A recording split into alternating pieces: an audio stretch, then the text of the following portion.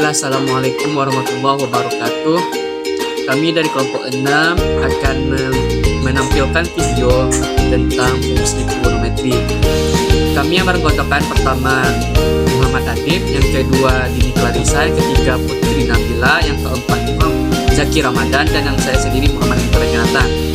Di mana masing-masing dari kami akan menjelaskan tentang materi yang kami sampaikan. Assalamualaikum warahmatullahi wabarakatuh. Perkenalkan, nama saya Muhammad Adib. Saya berasal dari kelompok 6 kalkulus. Saya akan menyampaikan materi tentang fungsi trigonometri.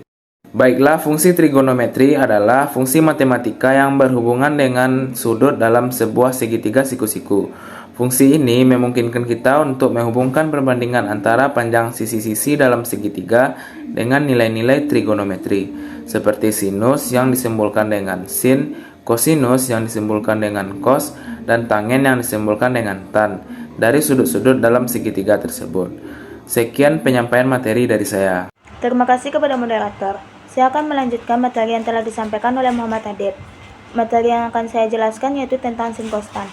Sin kostan adalah perbandingan sisi pada segitiga siku-siku. Sinus dari sebuah sudut adalah rasio panjang sisi sejajar dengan sudut tersebut terhadap panjang sisi miring segitiga. Rumus sin adalah depan per miring. Kosinus dari sebuah sudut yaitu rasio panjang sisi tegak lurus dengan sudut tersebut terhadap panjang sisi miring segitiga. Rumus cos yaitu samping per miring.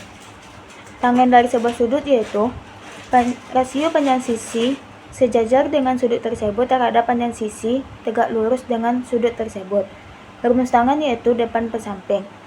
Ini itu yang dapat saya sampaikan tentang materi saya ini. Saya kembalikan kepada moderator. Selanjutnya itu aplikasi fungsi trigonometri dalam bidang kimia. Yang pertama itu ada pada spektroskopi nuklir resonansi magnetik atau yang kita kenal dengan NMR.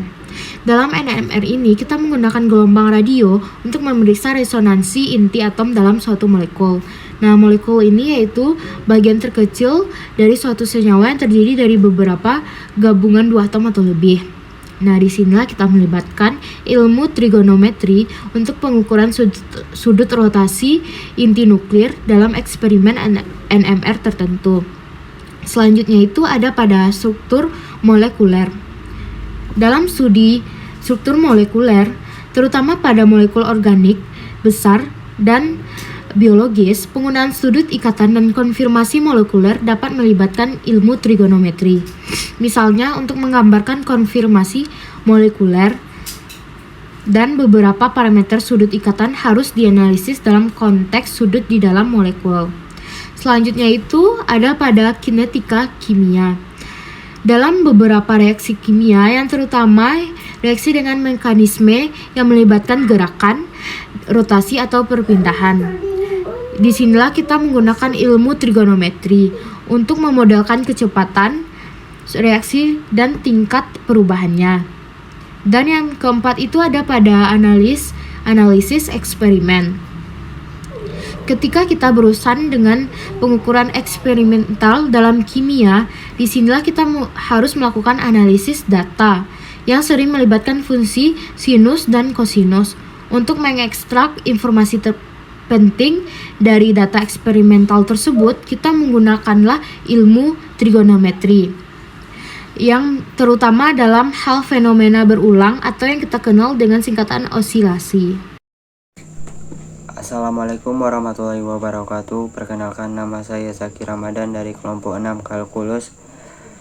Saya akan membacakan soal yang pertama, yaitu seorang anak di laboratorium tidak sengaja melempar sebuah kelereng ke arah gelas ukur.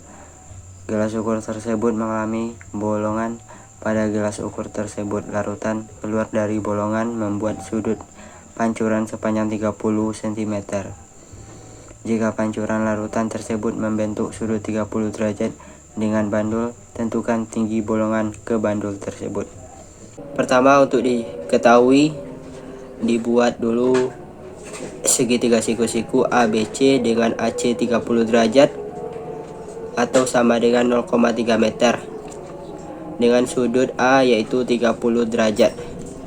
Sin A sama dengan BC per 0,3. maka didapat sin 30 derajat sama dengan T atau tinggi per 0,3, dan T sama dengan 0,3 kali sin 30 derajat sama dengan 0,3 kali 1,5 sama dengan 0,15 meter. Jadi tinggi bolongan ke bandul adalah 0,15 meter. Sekian dari saya. Baiklah, Assalamualaikum warahmatullahi wabarakatuh.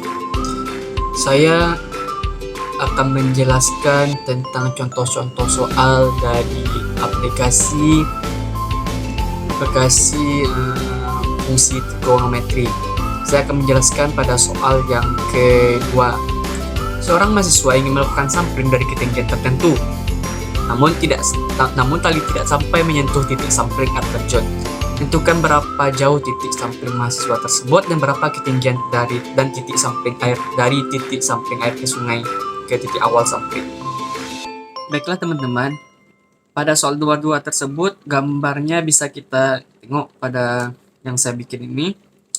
Terbentuk sebuah segitiga. Ini merupakan mahasiswa tersebut yang akan melakukan sampling sejarak 2 meter. Jadi rumusnya itu tan alfa sama dengan BC per AB, di mana tan alfa tan 30 derajat, BC berarti ini ya teman, 4 meter per AB. Tan alfa sama dengan sepertiga akar 3, berarti 4 meter. AB merupakan dari titik A ke B, sedangkan dari mahasiswa ke samplingnya jaraknya 2 meter, sehingga kita tulis saja ini merupakan D, titik D, AD ditambah 2 meter sama dengan, mari kita kali silang. Berarti AD tambah 2 meter sama dengan 4 per sepertiga akar 3. Lalu kita lakukan AD tambah 2 meter sama dengan 4 dikali, berarti 3-nya ke atas per akar 3. Kita rasionalkan akarnya dengan cara dikali akar sekawan, berarti AD tambah 2 meter 4 kali 3 akar 3 per 3. 3 dengan 3 bisa kita coret sehingga hasilnya 4 akar 3 tambah 2 meter, berarti AD sama dengan 4 akar 3 kurang 2. Ya, inilah hasil dari titik AD-nya dari tempat mahasiswa sampling tersebut sampai ke jarak titiknya. Didapatkan AD 4 akar 3 kurang 2 meter. Bisa kita keluarkan jadi 2 kali 2 akar 3 kurang 1 meter.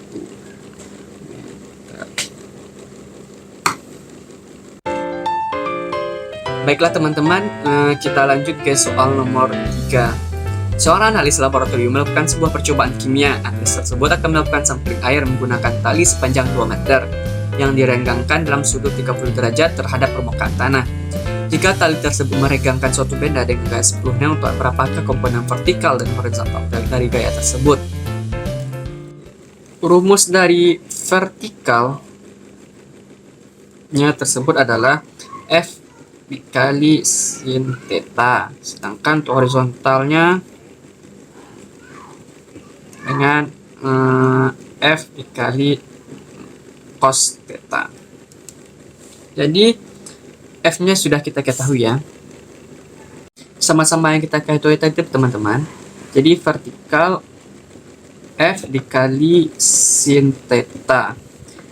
F yang diketahui itu 10N dikali sin sudutnya 30 derajat. Sehingga 10 dikali sin 30 berapa? Ya, hasilnya setengah. Jadi vertikal sama dengan 5 Newton. Jadi gaya yang dihasilkan dalam bentuk vertikal yaitu 5 Newton. Mari kita cari yang horizontalnya. F dikali cos theta.